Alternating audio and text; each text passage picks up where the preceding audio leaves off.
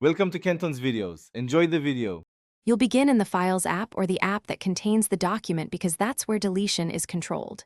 First, open Files and navigate to iCloud Drive on my iPhone or the folder where the file lives. Tap and hold on a file or tap Select at the top right to start choosing multiple items. Do this now.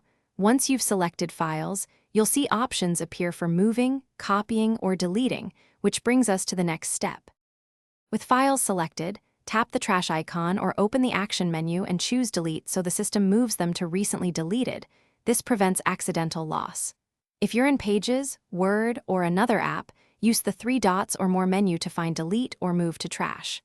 Next, open Recently Deleted and tap Select, then Delete All to permanently remove files and reclaim space. Make sure to double-check the list. Once emptied, recovery is much. You're almost done. Verify deletion by checking storage in Settings and confirming Recently Deleted is empty.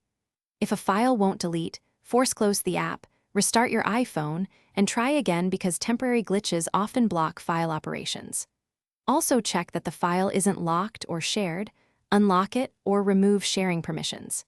If iCloud Sync prevents removal, sign out and back into iCloud or toggle Sync off for files. Then delete again.